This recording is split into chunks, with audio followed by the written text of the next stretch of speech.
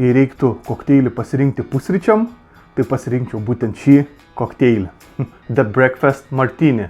Pusryčių martini.